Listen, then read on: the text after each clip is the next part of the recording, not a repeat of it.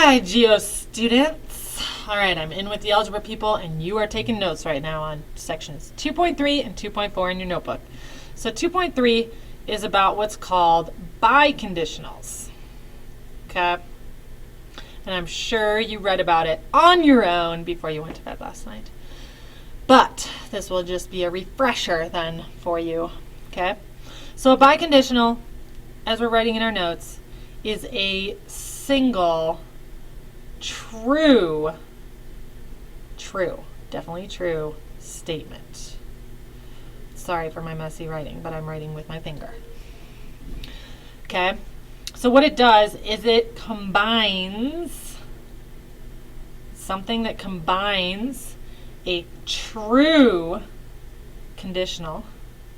So you have to have something that is a true conditional and its true converse. So both need to be what? They need to be true, okay, in order to form a biconditional. And we bring them together, we combine them together, not with the word and, but with the words if and only if. And you might be like right now, I don't get it. Just hold on.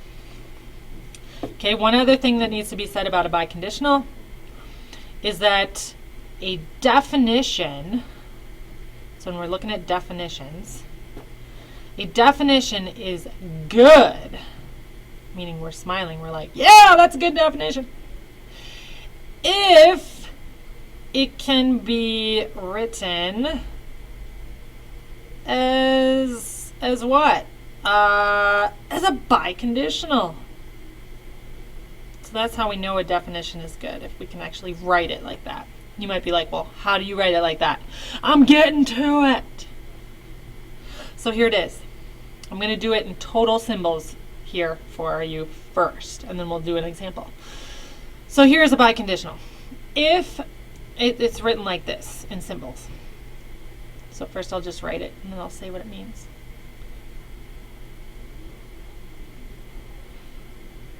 Again, I'm silent because I'm writing out the symbols, and then I will say what this means.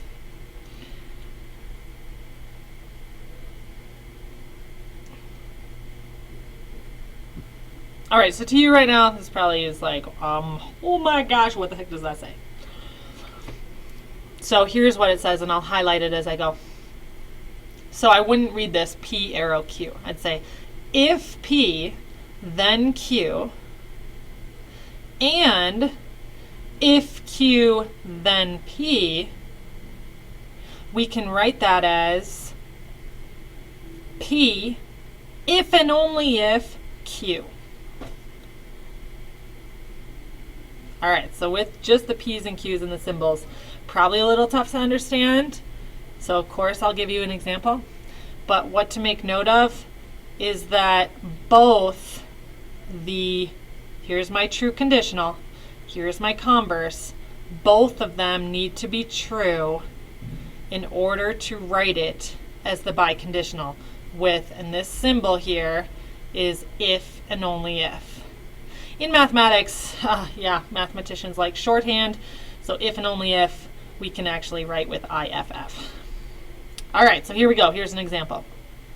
All right, so let's say we're given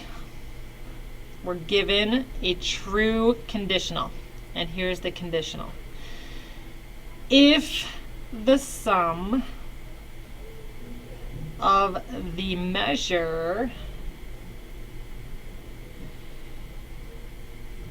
of two angles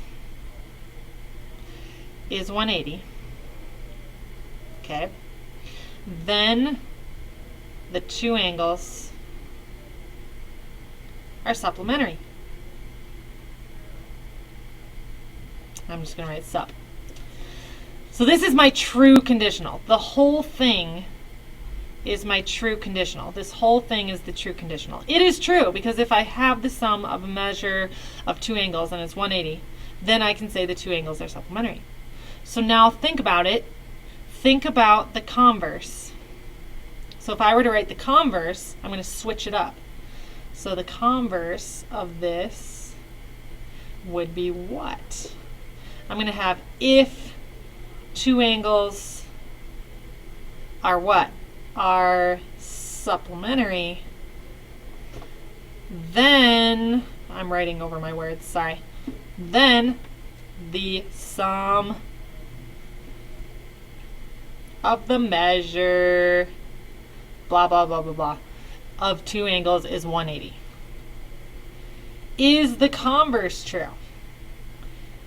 If two angles are supplementary, then the sum of the measure of two angles is 180. Yeah, that's true. So we have our conditional being true, we have our converse being true, so we can write this as a biconditional. So how would we write it? So we're going to write the sum, so we don't start with if. Here's the biconditional. The sum of the measure of two angles is 180. Here it comes. If and only if, I'm using the abbreviation, the two angles are supplementary. Meaning I can go forward with this statement and be true as the conditional, or I can read it backwards and it's true. That's why we use if and only if in the middle. That is an example of a biconditional. So let's look at a definition and you decide if you think it's a good definition. So here we go. Definition. Here's the definition. A quadrilateral is a polygon with four sides.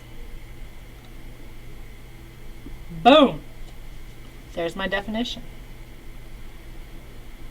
Now you're trying to think, is it a good definition? Well, if it's a good definition, it could be written as a biconditional, meaning it's reversible. I can reverse it and it's still true. So what are you thinking? A quadrilateral is a polygon with four sides. Could I reverse it and it's true? A polygon with four sides is a quadrilateral. Would that be true? Would that always be true? Yeah, quadrilateral is very non-specific. So if I have a four-sided figure, it is going to be considered a quadrilateral. And then if we go forward with this definition, a quadrilateral is a polygon with four sides. Yes, that's also true. So yes, this is a good definition because I can write it as a biconditional. So how would it be written as a biconditional? You can pause this video and try it before I do. All right, here we go. So in order to do this, in order to write the biconditional, I need to be able to write what the heck the conditional is first and what the converse is. So can you write this statement, this definition, as a conditional? Let's go ahead and try it because I'm going to start. So I'm going to say, it says a quadrilateral. So I'm going to say a what? I'm not going to say, whoops, sorry, I'm starting with the conditional. If a blunt is a quadrilateral,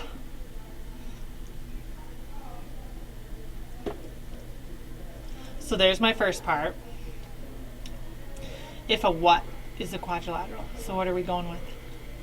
Figure is a quadrilateral. Then, what can we say? It is a polygon with, can you guess it? 4 sides. Cha-ching. Okay, so now think this is the conditional. When it is true, now let's write the converse. Whoops, converse. How do we write it? If a figure is a quadrilateral, no. Is a polygon with 4 sides, then it is a quadrilateral. Boom. All right, so we have our true conditional, we have our true converse, and now we can hook them together to form the biconditional. So the biconditional, remember we don't start with if, so I'm going to go back to my conditional, and I'm going to start here. A figure is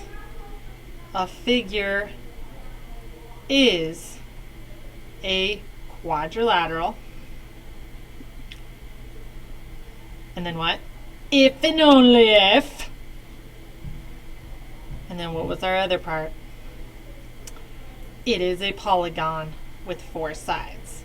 So a figure is a quadrilateral if and only if it is a polygon with 4 sides. So that is my little note paper on biconditionals in section 2.3. So now I actually want you to go to page 100, and I want you to look at example problem 4. Example problem 4. I want you to read it and read for understanding. Read and understand it. Problem 4. And then I want you to go ahead and try the got it problem. And I want you to write your answer on the smart board. Okay? Don't mess with my smart board. Make sure it still works when I come back. Okay, good luck.